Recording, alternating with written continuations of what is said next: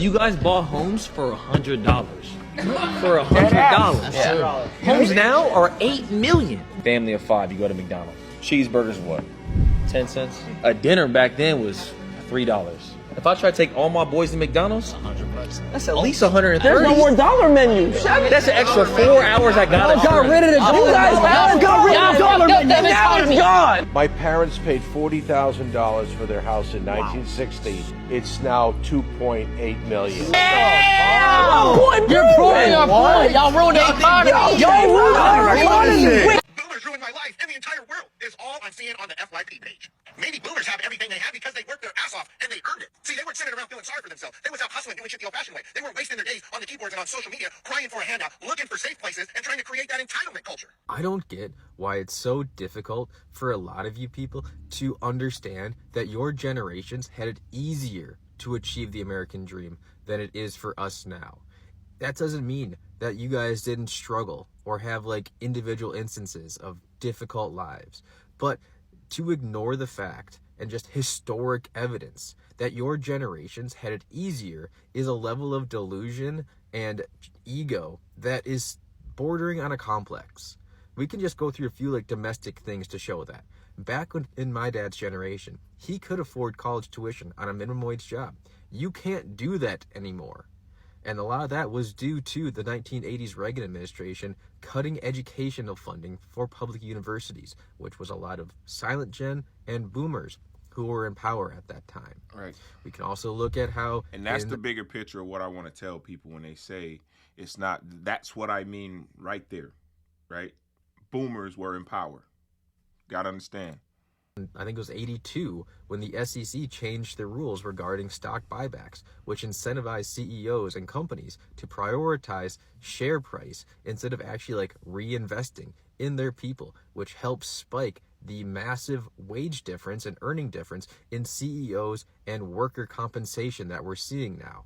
We can look at policies at the local, state, and federal level regarding like housing, everything from like city councils and NIMBYism to not allowing dense housing units to be built, to ordinances from like state and local offices, to even now with tariffs with importing lumber and how that's shooting up the cost of housing and the median cost of a new home compared to the median income is so much different than it was 40, 50, 60 years ago. And yeah, you guys may have had higher interest rates, but we have a harder time even getting in the door to start the process. And these are just undeniable. It took me 54 bids on a house to finally get the house that I have now. 54, yo. That's a gauntlet most people ain't ready for. And we was about to quit if we didn't get the one we got now. That is objectively easier to achieve the American dream back then than it is now. Right. Oh, and a lot of people who are like online making content are doing it as a side hustle. So good job keeping up with the times there, Grandpa. 60 and up is the last great generation. Okay, Supercuts Kathy. Let me school you on something.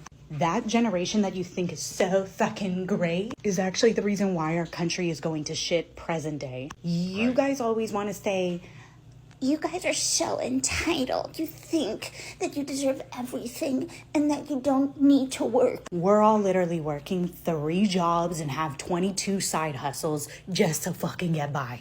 That generation that you think is so great literally could survive off of minimum wage, only have to work 1 job, didn't get into college debt, and also can purchase a home for like 22 cents. So please, miss me with that shit. They literally took advantage of the system and then fucked everybody else over in the long run. So thank you so much. Oh, look at that. It's 7 p.m. I have to go to my 3rd fucking job of the day. Love you. The type of boomers that say that they want to abolish Social Security and Medicare blow my mind. Like, you're telling me that you've benefited from these systems your entire life. You've taken everything from the system and given nothing in return. You've come of age during the most prosperous economic period in the American empire, and now you want to close the door behind you. Clarence Thomas, we talking to you too. Yeah, you. There's a lot of people that are like approaching 90 that have been retired for like 30 years, have been on Medicare and Social Security for 25 years, and had the benefit of never needing to pay into the system when they were our age and working, and are now just being handed everything to them. And now they want to turn around and close the door behind them and abolish these systems in totality so that our generation has to work until we die, and then they have the nerve to criticize us for not wanting to work or not wanting to go to school or being lazy, even though our generation doesn't even have a chance at achieving the same American dream that they were handed. In the 1980s, you could have been working as a mailman, earning $30,000 a year, and still been able to afford a house. And I swear to God, the worst type of boomer are the ones that stay in their jobs for eternity and never retire, never train anybody else to take over their position, so there's no upward mobility. I swear, we all know someone like this at work that just refuses to retire because they have nothing else going for them in their lives. Seriously, retire when you're supposed to, take your Social Security checks, live your life, and stop trying to ruin it for everybody else. I will never understand why boomers are so hell-bent on screwing up this world right before they leave it. You know what I mean? The reason boomers are ruining everything, especially right near the end of their life, is because they're just upset. And not at anything like in particular, like, oh, they're mad at this or that. They're mad at their entire life experience. They were born into war, right? They were born right near the end of World War II. And many of those boomers started out their young childhoods in the 50s, where, you know, for the American household, life was great. I mean, like, if you were white. But then they went through the 60s. I'm glad he said that. Don't skip that. The hippies, and they went through the 70s, where things just really started to change on them from what they knew. Right. And every single decade, it has moved further and further away from what they knew from when they were a kid. The advancement of, like, technology has way outgrown them, and they're just angry about everything. Gen Xers were really the first ones to catch, like, the tech age. They were the first ones to have, like, real video games like Nintendo and things like that. Full access to, like, color television, and it really, really started to get big. Millennials like myself, we were born right before the invention of the internet, and they're angry. Right. They're angry that everyone younger than them got a much easier time than they did from when they were a kid. That's what it's supposed to be, though. That's our job, especially if we're parents, right? Is to make the process for the generation behind us easier. It's not to make it more challenging for you.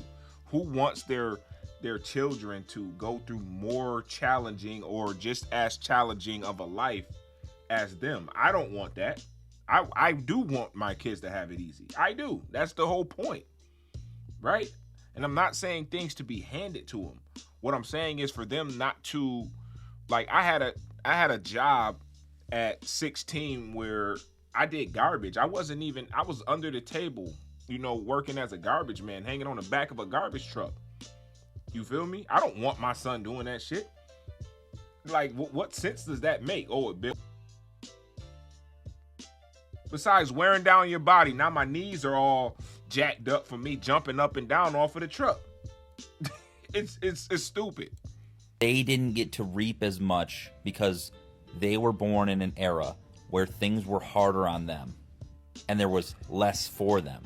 So in order to make up for that, they want to take as much for themselves and keep it away from everybody else because they feel like they deserve it.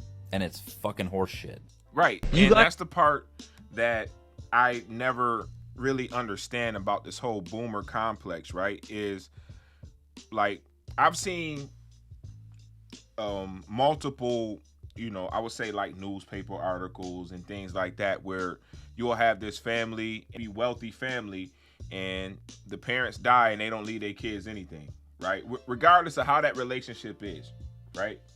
I'm not going to leave this planet without not making sure that my kids aren't financially set up, or at least make their life a little bit easier, right? That is my job. That is my goal. I've already said, as a millennial parent that I am, I've already said that when I pass, I don't even want a funeral, just because I don't want nobody to spend that money on me. No. I don't want you guys. I'd rather you go on vacation or something like that, right? That's where we're at. I've heard stories of, and I get it, right? If some people are undeserving, they're ungrateful, then I can understand that, right? But the vast majority of boomers are very selfish, very greedy. I have a 3-bedroom, $450,000 house. Yeah, but your ass only live downstairs because you can't climb the steps no more. Right? I'm not saying, that can probably go to a mom, a nuclear family, a mom of 3 that needs that space. But you're refusing. You want a hermit crab down in the living room and then die off in the house while the house just accumulates and accumulates and accumulates as far as the cost of the house. And the only people that can buy it are these big entities that are coming in and buying up everything now. That's what we mean by, not being able to get out the way. I promise, the day when I become a senior, right, I'm going to be one of the most laid back, easygoing seniors. I'm going to try my best to help as many young people as I can without setting myself back. That's the goal there, right? Not to, you guys, I haven't told my, my kids, you just don't work hard enough and this and that and the third. My son doesn't have a job right now because I don't want him to. I want him to focus on academics. You got the rest of your life to worry about working, right? That messed me up in high school, having to obsess about getting a paycheck so I can help contribute to the utilities and stuff around the house, groceries. No kid should be worried about that, right? Boomers and, like I said, the experience, I guess, for, I'm speaking collectively, right? But I guess the vast majority of people that are really feeling this are non-black people. Our experience, black people, we don't expect much because we don't, our people had to deal with too much. We're still trying to get out from the government standing on our shoulders today, right? Regardless of how much freedom people say we have, it's not true. You see what they just did with the Voting Rights Act. So there's always things going on.